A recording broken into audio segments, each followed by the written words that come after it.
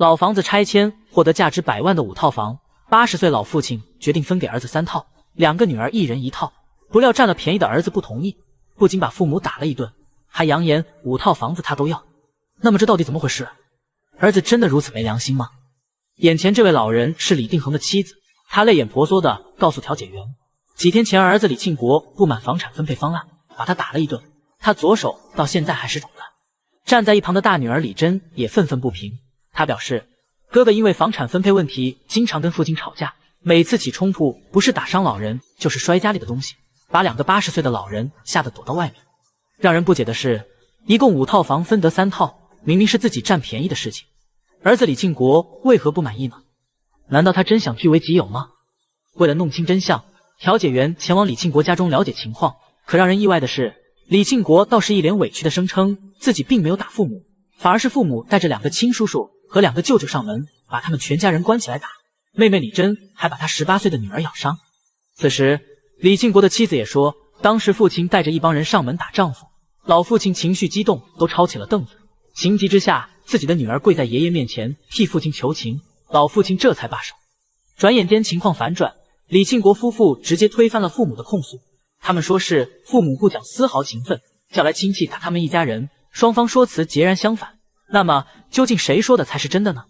面对哥嫂的控诉，这时妹妹李珍坦言，当时父亲确实叫来几位叔叔舅舅，但是并非打架，而是帮忙调解父亲与哥哥之间的矛盾。在调解的过程中，哥哥李庆国还跪在舅舅面前承认自己对父亲不孝，而正是这一跪，让大侄女以为他们要打自己的父亲，突然站起来指责爷爷奶奶。大侄女如此不尊重的行为点燃了一方的怒火，双方立即爆发激烈的冲突，而自己在情急之下他才咬伤侄女。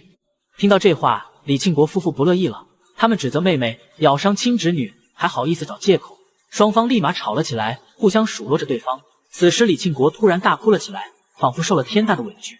他表示自己并非有意霸占父亲的房产，而是房产本身就有他的一份，他之所以不满父亲的分配，是因为父亲没有征得自己同意的情况下擅自做了决定，于是双方才爆发剧烈的冲突。那么事情的真相究竟是什么？5套房子真的有他的一份吗？面对儿子的控诉，李定恒老人异常愤怒。老人直言，儿子不仅是个不孝子，还好吃懒做，搞个摩托车出租，天冷不去，天热不去，下雨不去，没钱了就找他拿，父子俩因此常年不和。如今儿子还说房子有他的一份，简直太无耻。随后李定恒老人还罗列出了儿子的不孝清单，殴打父母，打砸电视家具，还往父母床上倒开水。调解员走访附近邻居，邻居也透露李庆国经常跟父母发生冲突，自己也经常听到李家父母抱怨儿子不孝。看来李庆国的不孝是事实，可是为何面对记者他会显得如此委屈呢？难道5套房真的有他一份吗？这时李定恒的女婿直接拿出拆迁合同，上面显示只有李定恒老人的名字，这也就意味5套房产归老人所有。为了进一步证实，调解员还找到了签合同的开发商，工作人员告诉我们，5套房只归老人1人，儿子没有房子的所有权。现在真相逐渐明了，可是李庆国为何说房子有他一份呢？难道想独吞房产吗？就在调解员想再次找李庆国沟通时，李定恒直接提出要把5套房全部捐给政府，只寻求一个养老保障。在他看来，儿子想霸占房产实在太贪心，自己有钱有存款，尚且如此不孝，如果自己真把家产给儿子，会落到什么样的下场，实在难以想象。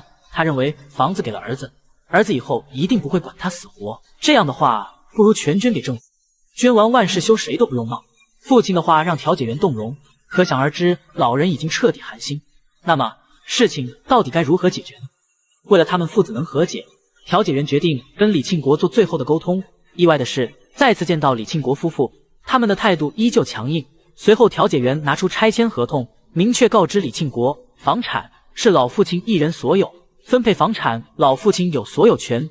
调解员再次把老父亲的分配方案讲给李庆国听，5套房子分给儿子3套，2个女儿各1套，儿子那3套先空出1套给父母住，等100年之后也是李庆国的。老人希望这样分配能够让一家人达成和解，因为现在是男女平等，没有说是儿子就得继承全部家产。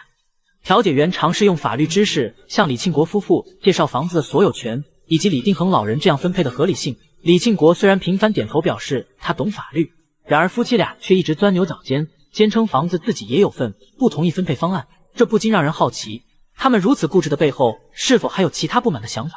那你现在的意思就是埋怨父母对你不好了？是啊，这个是事实啊。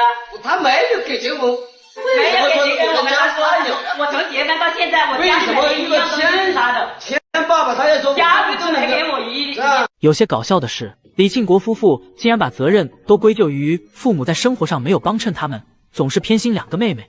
言语间，李庆国夫妇对父母充满偏见。可是老父亲把儿子抚养成人，已经尽到了义务。难道成家之后还要帮他们养家养孩子吗？退一万步讲，如今老人明明可以把5套房平分给其他姊妹，但他还是选择给儿子3套。难道这还不足以说明父母偏袒他们吗？